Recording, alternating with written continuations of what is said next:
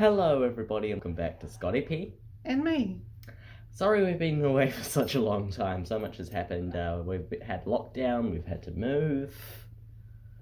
Just everything's been chaotic in general, really. Yep, we sure have had a lot going on in our lives in the last little while. Yeah.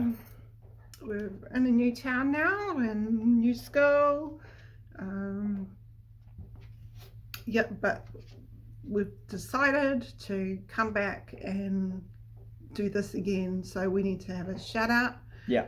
Shout out to the person who actually gave us the motivation to do this, Mum. Chanel. Thanks, Chanel. So today we'll be talking about telling other people about autism. So what we wanted to talk about is about telling other people that you or your child or someone you know has autism, because myself in general have been wondering, should I tell people that I have autism when I meet them? My mum and I actually had differing views on this to begin with. My mum thought, actually, you don't actually have to say that to other people. However, I thought myself that it should be introduced early on when you meet people. So, Mum, can you please give us why you think it's not a very good idea to tell people you have autism? Sure. I don't necessarily think that all the time. I just think that when you meet new people, they need to see Scott for who Scott is. And sometimes when you introduce yourself as, hi, I'm Scott and I've got autism, they see the autism and they don't see the Scott. And sometimes that can be a barrier, especially if it's a teacher or professional. They tend to just see that diagnosis of autism, and that comes first before the child. And I just think there's so much more to you than having autism. Yes, autism is a part of your life, but it's not all who you are. So that's what I think. The reason why I think that we should tell people about us having autism is because that way the person we're talking to knows this ahead of time, so that they can go, actually, this person has autism. I shouldn't do this because it might set them off. It just helps the person you're talking to understand you as a person. Now, this is, of course, all up to you as an individual, whether you want to tell people or not. If you feel like you don't want to tell people you have this, that's completely fine. If you want to, that's completely fine. It's all up to you whether you want to or not. We are just here to say that this is what we think. If you have differing views, perfect. We're all entitled to our own opinions. I mean, in some ways I do agree with what Scott's saying, because sometimes it is good to prepare people, especially people that are going to be spending a lot of time with you, i.e. teachers, and giving them a heads up on. I generally go in with early in the year with teachers to new teachers anyway, to let them know, hey, this is Scott, but I go in with saying, well, this is Scott, these are his strengths. He loves science, he loves reading, he loves D&D, philosophy, etc. He loves helping, but he also has these issues where he needs your extra support, and I just let them know where they can help him and what triggers they can look for if he's having issues, so that can be helpful. Yeah. So that's about all we want. Hang on, I'm not finished. Oh, okay.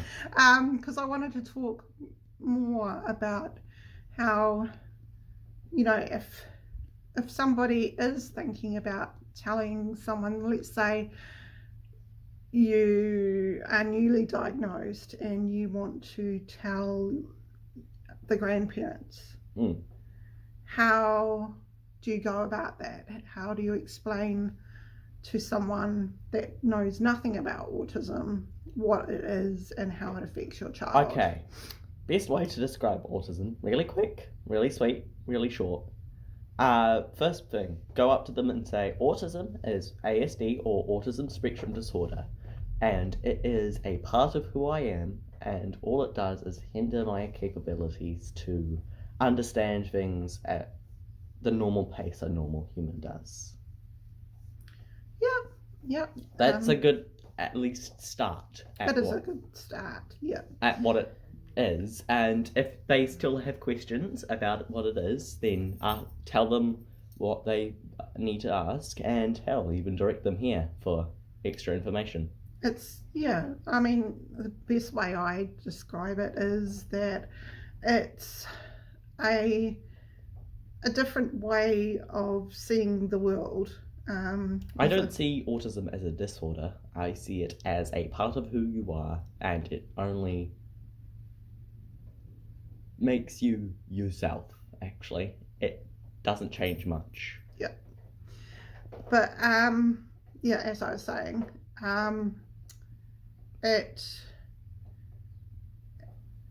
so it's a different way of seeing the world and a different way of processing different things. So then you can go into things like how people with ASD can get overstimulated by things like light, noise.